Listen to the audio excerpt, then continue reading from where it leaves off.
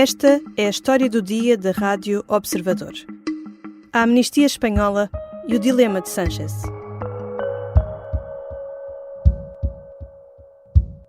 La amnistía se va a aprobar bajo luz o con luz y taquígrafos, con total transparencia. Sí, va a ser debatida aquí, ¿no les parece a ustedes poco? Va a contar con todas las garantías jurídicas, con el voto mayoritario de esta Cámara democráticamente electa. Pedro Sánchez apresentou no Congresso Espanhol a Lei da Amnistia para a normalização institucional, política e social da Catalunha. Esta quarta-feira defendeu-a perante os deputados no debate que decide se vai ou não ser reinvestido como primeiro-ministro. Enquanto Sánchez discursava, nas ruas adjacentes ao Congresso dos Deputados, em Madrid, um forte dispositivo policial com mais de 1.600 agentes garantia que os protestos contra a lei da amnistia se mantinham controlados.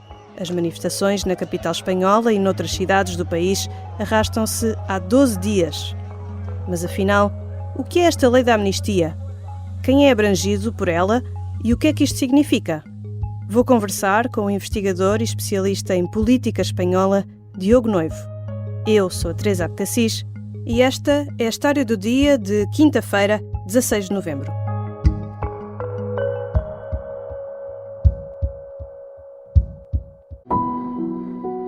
Esta é uma história de intrigas, segredos e traições.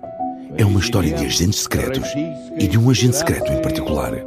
Vladimir Vladimirovich Putin. Esta é a história escondida de como Vladimir Putin montou uma teia de poder e guerra que começou no KGB e acabou na Ucrânia.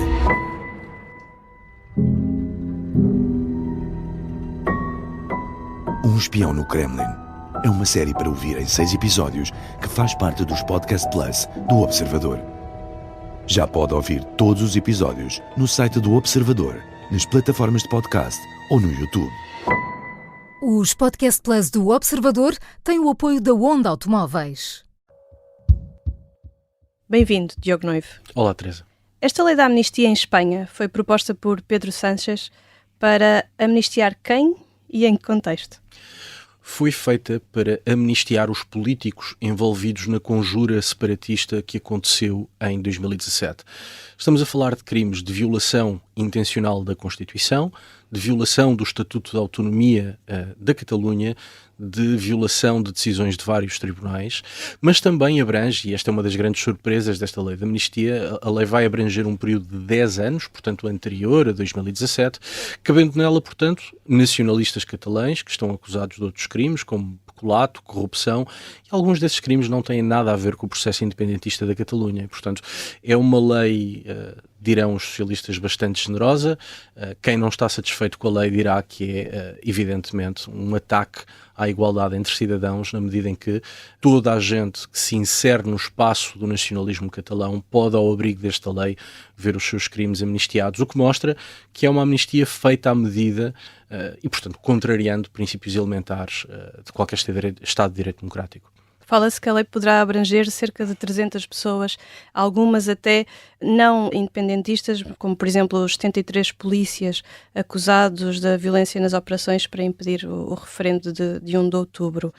O que esta amnistia faz é colocar em pé de igualdade políticos que deliberadamente violaram várias leis e polícias que fizeram cumprir a lei.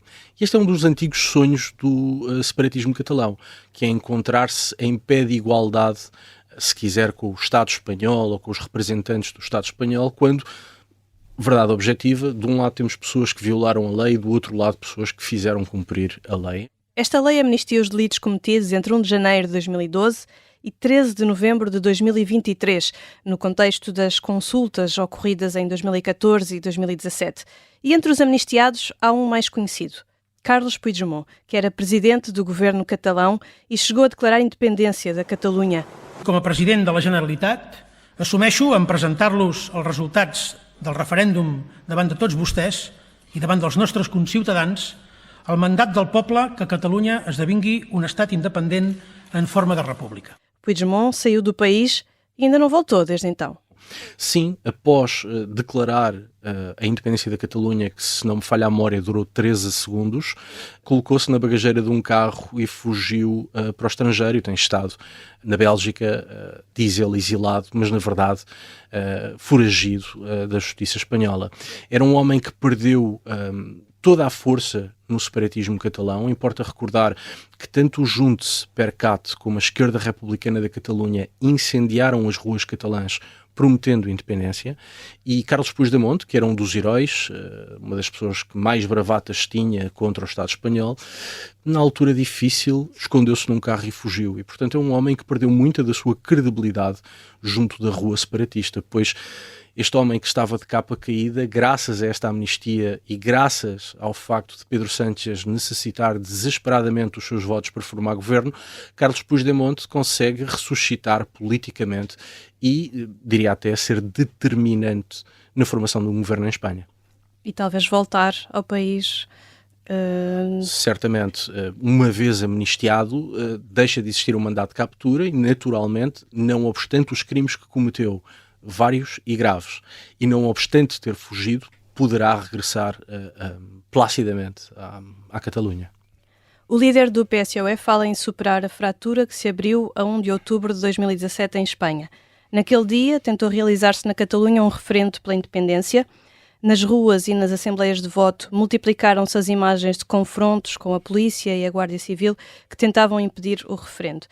Esta amnistia pode sarar esta fratura entre independentistas e nacionalistas espanhóis? Como é que ela está a ser recebida? Dificilmente poderá sarar, muito antes pelo contrário. Espanha tem, há 40 anos, uma dinâmica entre o governo central e o governo da Catalunha.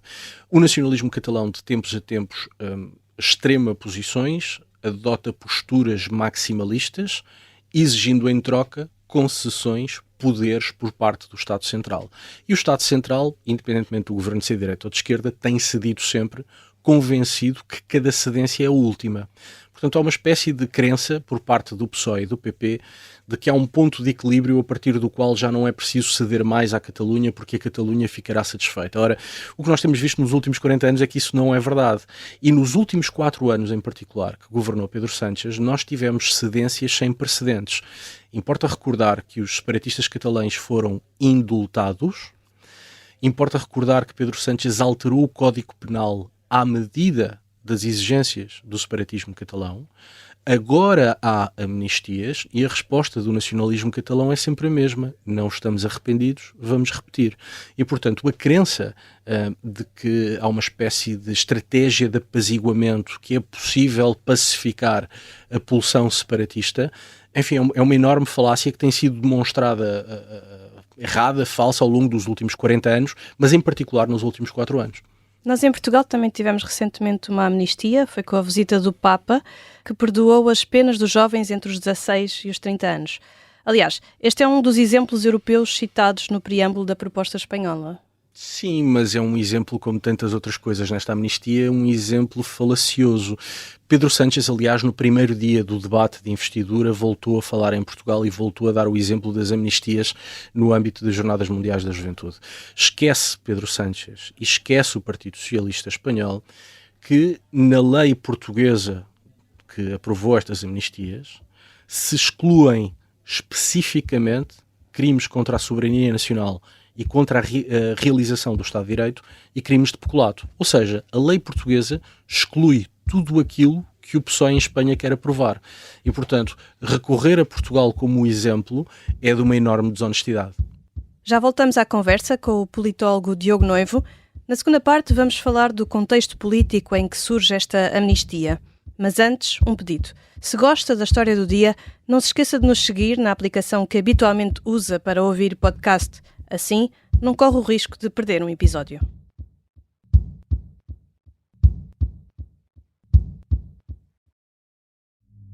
Esta é uma história de guerra. Dá-me uma catanada aqui na cabeça. Abre-me a cabeça. António Lobato foi o português que mais tempo esteve em cativeiro na Guerra de África. Dizia-me assim, dá a faca. E eu dizia, vem buscá-la. O Sargento na Cela 7 é uma série para ouvir em 6 episódios que faz parte dos Podcast Plus do Observador. É narrado por mim, Pepe Rapazote, e tem banda sonora original de Noise Earth. Os Podcast Plus do Observador têm o apoio da Onda Automóveis. Estamos de regresso à conversa com o politólogo Diogo Noivo. Há um contexto político em que surge esta lei da amnistia. Aliás, Pedro Sánchez recusou esta hipótese durante a campanha eleitoral, mas agora precisa do apoio dos partidos independentistas da Catalunha para formar governo. Sim, não só Pedro Sánchez. Pedro Sánchez, todos os membros do governo de Pedro Sánchez e todos os porta-vozes do Partido Socialista Espanhol passaram os últimos 4 anos a dizer amnistias não, porque as amnistias são, diziam eles, inconstitucionais e afetam severamente a igualdade entre cidadãos. Isto foi assim durante os últimos 4 anos. E foi dito no Parlamento, foi dito em entrevistas à comunicação social, mas foi dito em lei também. Referimos há pouco os indultos que foram concedidos. O diploma que concede esses indultos diz explicitamente: vamos indultar porque amnistiar é inconstitucional. Pois bem, Espanha vai a eleições, Sánchez percebe que a única maneira de voltar ao governo é com o apoio dos separatistas catalães, e este é o contexto que explica a amnistia. A única razão de ser da amnistia é satisfazer o separatismo catalão para com isso ganhar o seu apoio no Parlamento e formar governo. E que partidos são estes, os separatistas catalães, os Junts e a Esquerda Republicana da Catalunha? São 2 partidos muito diferentes. A Esquerda Republicana da Catalunha, como o próprio nome indica, é de esquerda e é republicana. O Junts é um partido que vem da direita reacionária ultramontana. Ainda hoje é um partido com evidentes laivos de xenofobia. Tem, aliás, muitas coisas parecidas com o Vox, o que mostra, enfim, outra das falácias deste processo. Pedro Sánchez quer formar governo para que o Vox não chegue ao poder, mas ao mesmo tempo está a fazer um acordo com um partido igualmente xenófobo, que é o Junts. E, portanto, estes 2 partidos têm histórias diferentes, têm trajetos diferentes na Catalunha, embora neste momento estão, de certa forma, amarrados um ao outro, na medida em que procuram a independência da Catalunha. A verdade é que quando estes 2 partidos, e nós assistimos a isso nos últimos 10 anos, quando estes 2 partidos têm que se entender para formar governo na Catalunha, esses governos acabam por cair antes de tempo e, portanto, são partidos que se unem única e exclusivamente para avançar com amnistias e para avançar com a independência da Catalunha, porque tudo o resto os separa. Neste momento não está em cima da mesa a realização de um referendo à independência da Catalunha, mas eles continuam com essa vontade. Está mais ou menos, porque nós temos um acordo entre o Partido Socialista Espanhol e os Junts, e nesse acordo, enfim, é dito de forma muito ambígua qualquer coisa como é preciso referendar a vontade popular na Catalunha. E, portanto, abre-se a porta a um referendo. Ora, o referendo é manifestamente inconstitucional, mas as amnistias também. Portanto, nós já percebemos que o facto de serem inconstitucionais e de violarem princípios elementares do Estado de Direito Democrático não são um grande dissuasor para o Partido Socialista Espanhol. E, portanto, muito provavelmente, eu de resto não descarto, que no futuro se venha a ter uma solução que não será chamada de referendo, mas porventura consulta popular, não vinculativa, mas que em termos políticos acaba por ser a mesma coisa. E, portanto, há uma cedência em toda a linha por parte do Partido Socialista ao separatismo catalão, e o mais grave dessa cedência é que essa cedência é feita atropelando elementos essenciais do Estado de Direito Democrático. Há uma deriva iliberal em Espanha, nós falamos muito e bem da Hungria e da Polónia. Espanha está a enverdar por um caminho em tudo semelhante. Ataque à separação de poderes, violação de preceitos constitucionais, afetar de maneira inequívoca a igualdade entre cidadãos. E, portanto, há aqui um conjunto de cedências que são preocupantes por aquilo que tem implícito. A reinvestidura de Sánchez ainda não é certa. Apesar dos acordos, durante a primeira parte do debate, o Junts confrontou repetidamente o líder do PSOE, ameaçando não viabilizar o novo governo. A votação final vai decorrer esta quinta-feira. Mas ainda antes disso, como é que esta lei da amnistia está a ser encarada no resto da Europa? Bom, a Comissão Europeia, através do comissário responsável pela área da Justiça, já pediu esclarecimentos à Espanha. Espanha enviou esclarecimentos que não foram muito esclarecedores e continua a haver por parte da Comissão Europeia, aliás, há declarações da última semana, a haver por parte da Comissão Europeia uma enorme preocupação com as amnistias, porque as amnistias são normalmente reservadas para contextos de alteração de regime. Foi o que aconteceu em Espanha nos anos 70. Acaba o franquismo, começa a democracia e nesta fase de transição, ainda antes de haver uma Constituição democrática, são concedidas amnistias. E, portanto, as amnistias, por serem tão excepcionais e por criarem algumas injustiças, normalmente estão reservadas para momentos muito específicos. Não é normal que num Estado de Direito democrático se amnistiem crimes contra o Estado e contra o Estado de Direito. E, portanto, há uma enorme preocupação por parte da União Europeia em relação às amnistias e depois, naturalmente, quanto mais próximo estiver a Catalunha da independência, maior será a preocupação da Comissão Europeia, porque, como bem diz, há outros países europeus com pulsões regionais separatistas. A confirmar-se a investidura de Pedro Sánchez, como fica a situação política em Espanha? Esta solução pode trazer finalmente estabilidade? Duvido muito. O governo de Pedro Sánchez está completamente dependente dos separatismos catalão e basco. Ora, nós no País Basco temos eleições autonómicas já no ano que vem, em 2024. Na Catalunha, muito provavelmente, teremos eleições no ano que vem. E, portanto, rapidamente, os principais parceiros de Pedro Sánchez se encontrarão em situações complicadas e o PSOE terá de decidir. Imaginemos o caso da Catalunha. Entre um empate entre a esquerda republicana e os Juntos, quem é que o PSOE vai apoiar? Ao apoiar um, perderá o apoio do outro e necessariamente o governo cairá. A mesma coisa acontece no País Basco com outros dois partidos, o Partido Nacionalista Basco e o Bildu. É de facto uma situação inédita em que temos Pedro Sánchez, que como primeiro-ministro ou presidente de governo vai jurar a Constituição, apoiado por partidos que, com uma franqueza desarmante, querem acabar com a Constituição e com a democracia. E, portanto, há uma contradição profundamente iliberal na base deste governo. E isso faz, entre outras coisas, que estabilidade não seja um adjetivo que me pareça que possamos usar para descrever. Obrigada, Diogo Noivo. Obrigado, eu, Teresa. Diogo Noivo é investigador, especialista em política espanhola. Esta foi a história do dia. Os sons ouvidos neste episódio foram recolhidos pela Reuters. A sonoplastia é da Beatriz Martel Garcia. A música do genérico é do João Ribeiro. Eu sou a Teresa Abcacis. Até amanhã.